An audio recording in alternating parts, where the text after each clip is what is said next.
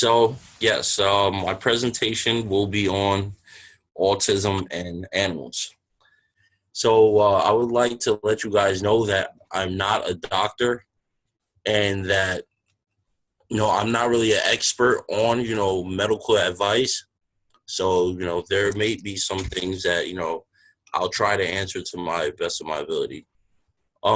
So at the end of the presentation of Brightbod, you can log on Brightbod and you can make a video recording of, any questions that you have, and someone else or myself will be able to answer your question. So, the first thing that, we will discuss is the goals and the benefits of, engaging, with animals in a therapeutic nature. Okay, so, the first thing that comes with engaging with these animals, well, animal therapy, is that it improves motor skills. So, like motor skills, like physical activity, and things like that. The next goal is that you want to reduce anxiety and and stress within your child that is on the autism spectrum, because there's a lot of things that they deal with socially that may stress them out.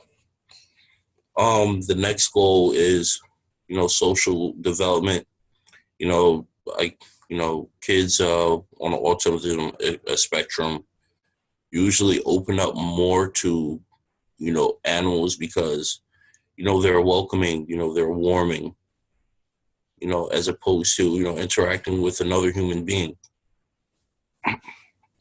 So the benefits of doing this is that it would be able to decrease loneliness. It'll always have a partner. Always have some sense of encouragement. It'll always have that that company to make them feel socially comfortable. And it will also get rid of isolation, because it'll have that that friend and a pet form, rather than a human form, but it will open up many avenues to social interaction. The next thing is that it will have calming effects. As I mentioned before, that kids on the autism spectrum may very well have stressful times because of their issues socially. And then they'll be overall happy, as you can see in the picture, that he's interacting with the dolphin, and he seems very happy to be there and very, very happy to interact with that animal. Okay, so the most ideal pet to have, or the most ideal animal to interact with, is a dog. Now, there was a study done by the Journal of Pediatric Nursing, and it surveyed parents of children who had autism, and it was about their interaction with dogs. So basically about 2/3 of the families that participated in the survey owned a dog, and 94% of them said that their children were able to build with their dog. And then even in families that didn't really have a dog, they still feel like their child were able to build with their dogs. And dogs are very, very social. They're very interactive, so you'll get a lot of feedback by interacting with dogs rather than any other animal. Okay, so there are a couple of examples during my time working with the American Autism Association. This is not the story, but there was a story where a child, he had trouble reading out loud in school, and they had trouble opening up to classmates, and they would have a meltdown every time they were asked to read in public. So the parent tried to get a service dog for their child, but the insurance that they had didn't really cover it. So what she did, she went out and she got two Dalmatians, and ever since that she got those two Dalmatians, um, the child was able to read out loud, as if there was an entire audience in the room. And the animals, the two Dalmatians were just very responsive, you know, very social to the child. They made the child feel like they were needed, you know, and those are the benefits that come with interaction with dogs. Now this picture here shows Caden Clark. He was a child on the autism spectrum, and in 2015 his video went viral.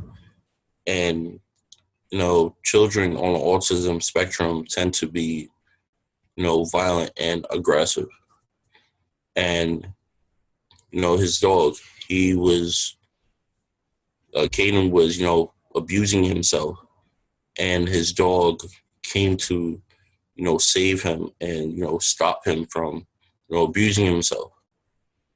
So like right there shows that dogs can read our emotions and respond back to what they see, or what they see, if something's wrong, they have a sense for telling if something's wrong. So his dog was able to stop him from abusing himself. And that's the story of what happened to Caden Clark.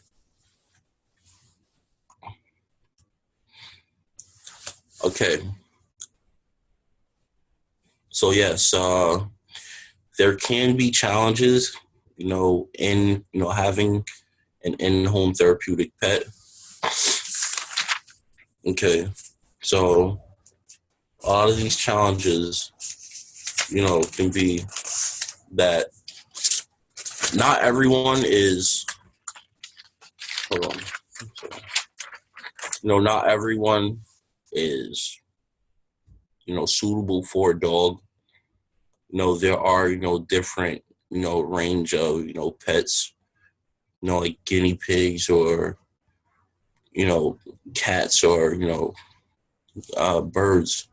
So that right there shows that there's a variety of pets that can be used, like the spectrum of autism.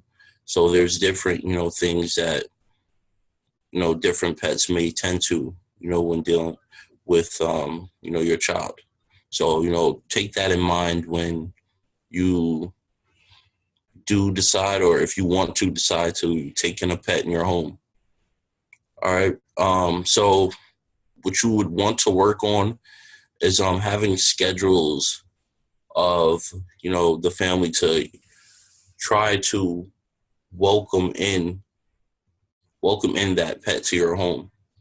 So I'm guessing you can schedule some time for when you get off work, and have these interactive sessions with your child, or you can do it on the weekend where you're free.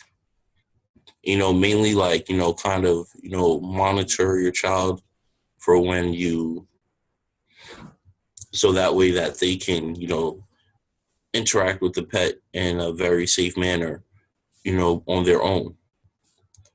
You would also want to establish a set of rules for your child. Like, don't pull the dog's tail or the cat's tail or something like that, because you never know how the animal will react, and they probably won't know that, they're hurting this animal. Okay. They don't know that the animal could bite back or, something like that. So you want to, try to, establish these rules on how to interact, with the pet in the right way. Um, you want to, address all fearfulness, you know, within the pet and within the child. I mean, when you first bring the pet home and the child is, unfamiliar with the pet, you really would like to, try to establish that relationship and, help establish that relationship with your child and with that pet. So, just gradually, bringing the pet around, around the child. And like I said, like before, just, try to, monitor the interactions, because if the pet, if it's like, a service pet, then it's going to be your friend, you know, it's going to be your companion, it's going to be, something to, build that, social development within your child, and, so on and so forth. So you want to have those, rules established so that, no one gets hurt. Um, and then a child's behavior. You would like to try to, make sure like the child isn't, so doesn't act in a manner so that it can scare off the pet, or that, the child may be scared of the pet. You want to, establish that whatever you do, just be attentive on, reactions of the pet. So, that right there, you'll really want to be, attentive to. And yeah, as I said, welcoming, the pet to the family will be a great thing. You know, it will be, beneficial, to your child to have this pet. Um, and, it's just going to be, a great thing, for the family. I'm sure the pet will, provide a lot of energy, a lot of, you know, enjoyment, to your family. So, that's going to be, something to look forward to, going on while having, the pet in the household. Okay. So, we do have, alternative, therapeutic, interventions with, animals on, while interacting with children on the autism spectrum. So the American Autism Association does have a program, and its focus is on, equine therapy. And that basically is, the therapy of, riding horses. Now, I also wrote another blog similar to equine therapy. It was a very cool blog on how in Thailand they used buffaloes instead of horses. Now, it was the Thai military, and they were the buffalo soldiers. So aside from, protecting the country, they used these buffaloes as, therapy, for children on the autism spectrum. So, that was pretty cool. They had, the children, ride on the buffaloes and, be, interactive. Now, obviously, I don't know if, you'll be able to find a buffalo around, but, I just wanted to, note those similarities, because, the children on the autism spectrum are, riding, an animal. It's not like a dog or a cat or, anything like that. So it's like, a much more, sizable animal. And, the buffalo, they were, very, mild tempered, because, if the child like, pull their tail or something, they wouldn't really, kick back or like really react, as, a dog or a cat or, another animal would. So that's just, something, a story, a cool story that I wanted to put out there. So yeah, American Autism Association does have a program called Saddle Up. Sorry, it's called Saddle Up All Kids, and what that focuses on is as I mentioned before, equine therapy. It does focus on, it uses, this therapeutic, horsemanship to, provide pleasures and, skills of, horseback riding to, benefit, this developmental and, social and emotional connection.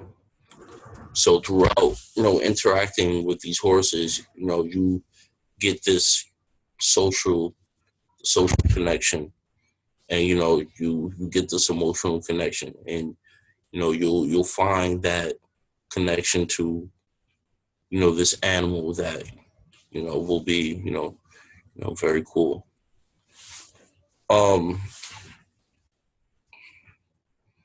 Sorry.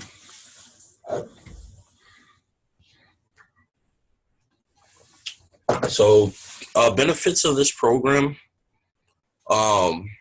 it focuses on self-regulation, focuses on using your your own body, to try to balance on the horse,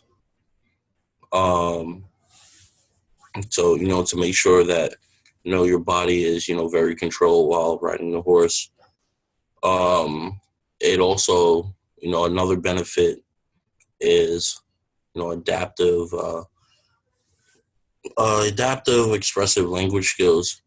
So being able to pet the horse, talk to the horse, interact with it as if it was a human being.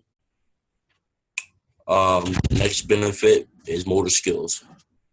So the act of repeatedly climbing on and climbing off the horse, and like I said, keeping balance on the horse while riding is very beneficial to your child's motor skills.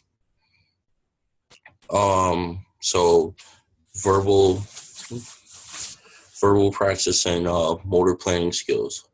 So mainly trying to show that you care for the horse. Try to gain comfortability with the horse. And as far as motor planning, well, trying to find your way to safely get on top of the horse and maintaining your balance. So working out on how to try to ride this animal.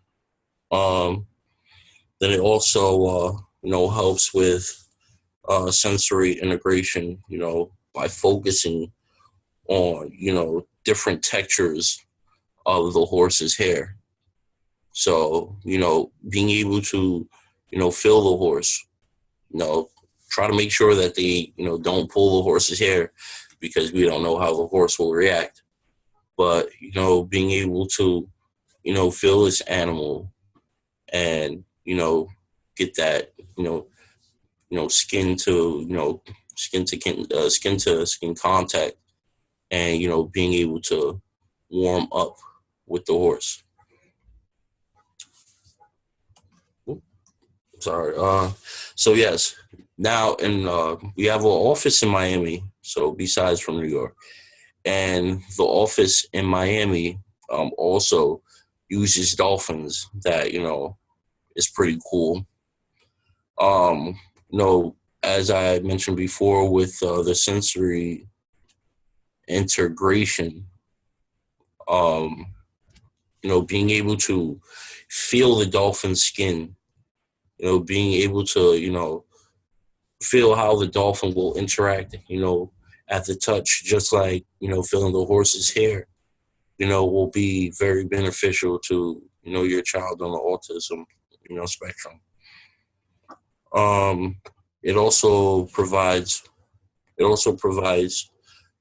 opportunity, for, children on the autism spectrum to have, new sensory, experiences in the water, because, the dolphin is an aquatic animal. So, you'll be able to, not only interact with the dolphin, but, you'll be placed in a different type of setting, and, that's water. Alec, let's open it up for questions at this point. Okay. So, as I mentioned before, you can go on, brightbot.com, and you can, you have to make a video recording of the questions and send them in. I have a question. Yes. If you try a therapeutic animal, like say start off with a dog, and there's just no connection with the child, would you then go on to another animal? How would you handle that?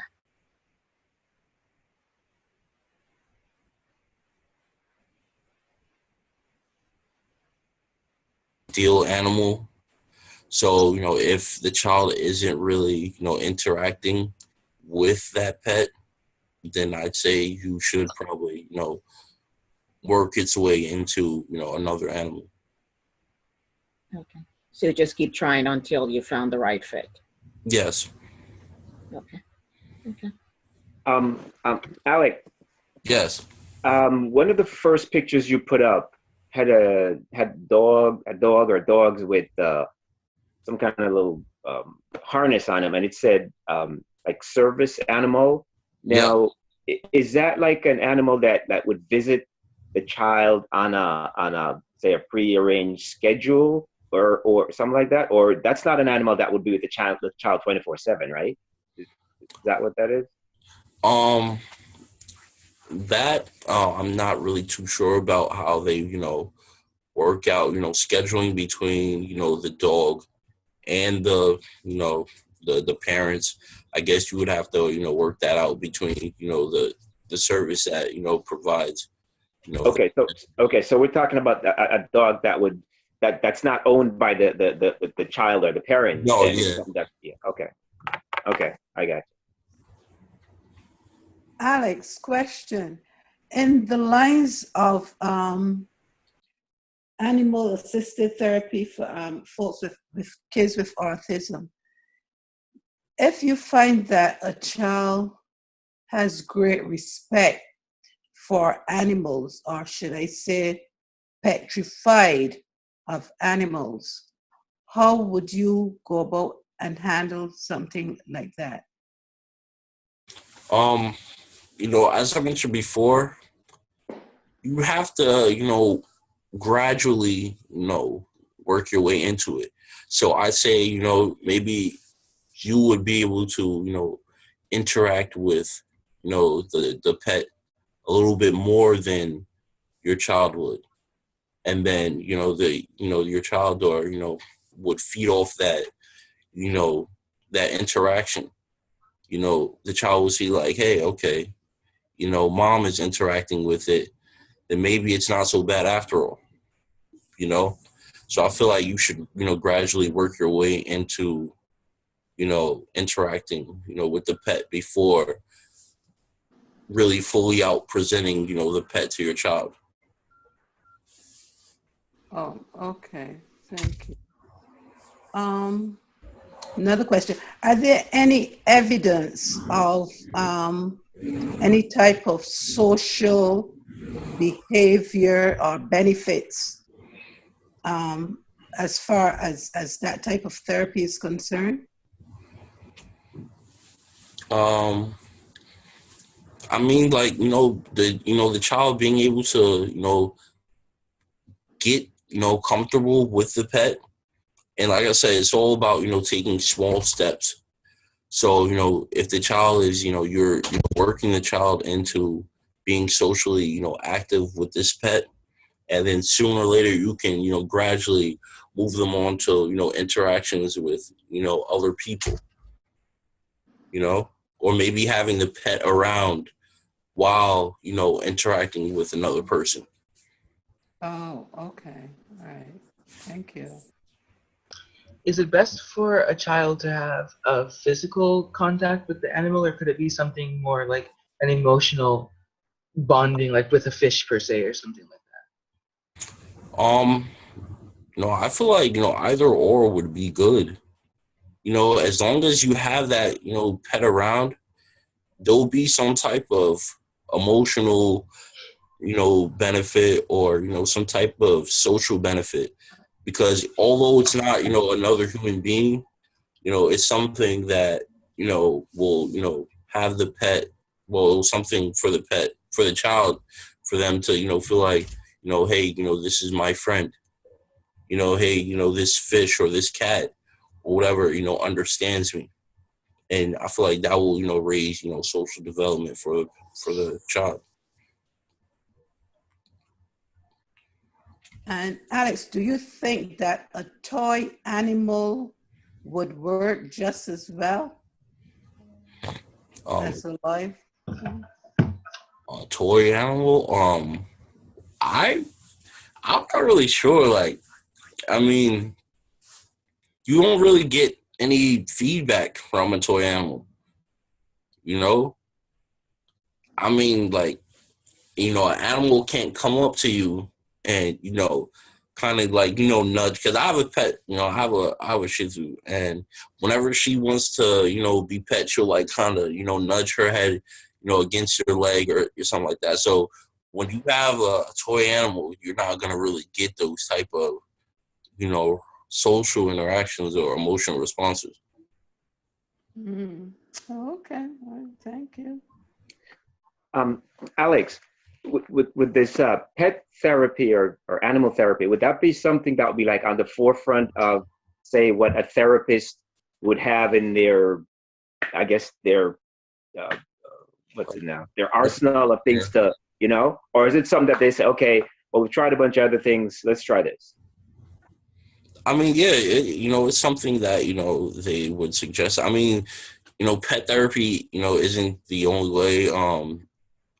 I did, a little blog of research on, acting, how acting could, help.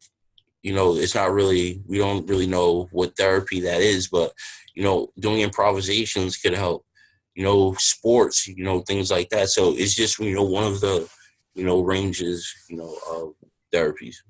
Okay. Thank you. I have a few questions.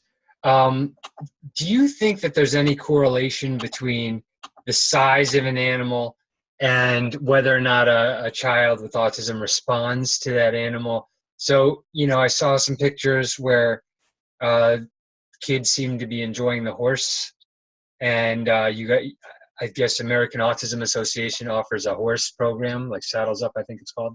Yeah. And but then you could also find kids who might be scared of a big horse like that, and maybe they'd respond better with a small dog. So do you find that the size plays a role of the animal, or is it, the ability to touch the animal? Like, I guess one of the other people were asking about. What is it about an animal that enables a child with autism to connect with it? I mean, I do agree that, it is likely, the size of the animal, that right there, invokes, emotional development, recognizing your emotion, recognizing, your fears or your love for this animal. So, I do feel like, the size of the animal is, contributes to, this emotional development. So I feel like, the size of the animal does, kind of affect, the way the child interacts with, the pet. And would you say that that one of the reasons that it's helpful for a child to have therapy with an animal is so that the child can take responsibility for another living thing? Does that play a part in it, or what do you think about that? Yeah, I feel like it does. You want to, make sure the child goes, about the right way about, caring, for the animal, having respect for the animal. Just like, how we all as human beings have respect for one another or should have respect for one another and, care about each other. Because, that's what, happens when you interact with, human beings on a social level. So, having that animal is basically, having responsibility for that animal is, preparing them to, go out into the world and have these social interactions with human beings. Yeah, and I've got one more question. If you can take the animal, if a child with autism could take the animal with him or her anywhere they went and they could function in a good way, then that would be terrific. But is there any type of planning or any type of phasing out of the animal, or is that really not a concern? I mean, is it okay for a person with autism to have the animal with him or her in all of his or her affairs? Is that okay, or do you guys think it's important to at some point phase out the animal and only keep the animal at home, for instance? I mean, well, obviously not, because eventually, the child's going to grow up. You can't be solely dependent on an animal. A child is going to want to, get a job, and work in certain fields, and grow up and, go out into, society and community. You can't always have this animal with them. So, like, as I mentioned before, just, gradually, working with the animal and, I guess having another human being around and, kind of condition that child so that way it can have these interactions, without the animal. So, bringing, the animal to, a classroom every now and then, or, having the animal around when, you have family over and, try to get the child to, read aloud for the family, and then just gradually, phasing it out.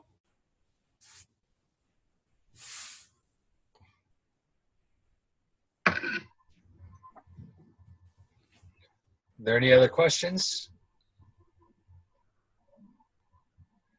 All right, Alec, wrap it up. All right. So, thank you for, coming out and, attending, the webinar. I really appreciate, the questions. You are a great, audience. So, that's it.